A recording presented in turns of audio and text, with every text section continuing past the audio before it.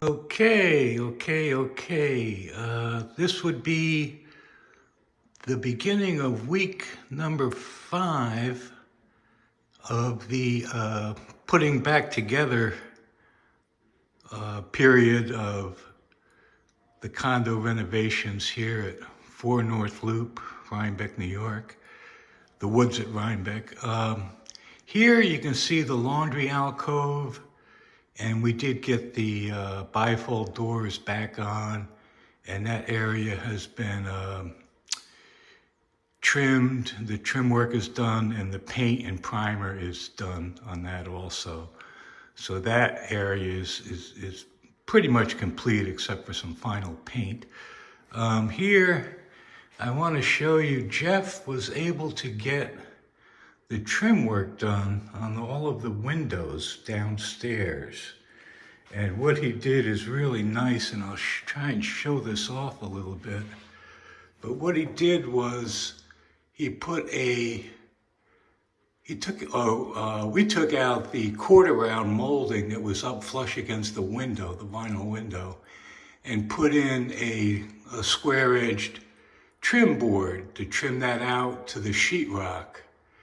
And that's done on the left and right side in the top.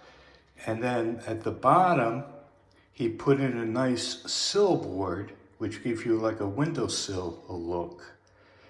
And then below that, there was actually a trim piece also. And then there's a nice casing around to frame out the window. So it really does give the windows a finished look, a very much a built-in look. And then you can see there's a little bit of a reveal, where the two boards meet. You can see about 1/8 of an inch reveal there, which shows the detail of the work. So it's a really nice look for each of the windows. Okay, turning around, you can see I put a primer coat on the walls. This is where the closet used to be. Over the weekend, Saturday and Sunday, I was able to get a lot of the primer on. And you can see the baseboard trim has been put on. That's a 1x4 board, just a square-edged, square-sided trim piece for the baseboard. And the doors have got the same, just a very plain, very simple square-edged board, square-sided board, and that's a 1x3 around each of the doors. That's the exterior door to the front, and that's been primed also. You can see the baseboard work there. And then turning around, same thing here. Those are new doors. The interior doors are new. About a year ago, they were new. These were pre-hung masonite doors, pretty much in a shaker style. And Lowe's put those in, and they did a fairly nice job of doing those. And now we'll turn around. We'll go into the kitchen area here, and there's really quite a lot has been done here in the kitchen over the last week or so. Jeff was able to get all of the cabinets squared up. The hardware has been put on, the drawer pulls and handles for the cabinets. Also, the refrigerator has been put in, and that's pretty much a counter depth refrigerator, although it's about 1 inch or 2 more in depth than the counter actually, but they do call it a counter depth refrigerator. Jeff also was able to get the trim work done on the kitchen island all around.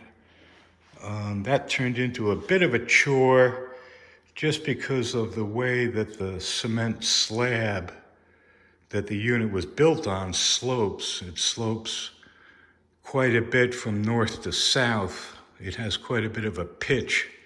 So everything had to be tapered and leveled, and almost each cabinet and each trim piece had to be modified to accommodate for that pitch of the slab from north to south. But as you can see, everything is very, very nice, very, very level, very plumb. The range has been installed, and once the countertops are installed, the countertops will be flush with the top of the range.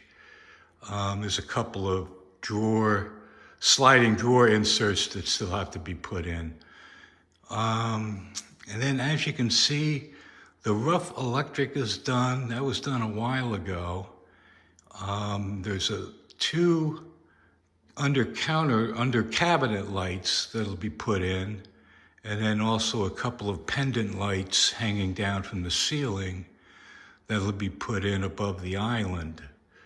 So really a lot's been done. There's just some lesser items that have to get done between this week and next week. But this area is very much close to being done. I would hope to see the counters this week or next week, and that would really finish it off with the counters and the sink, the undermount sink, and then also the faucet, which we have.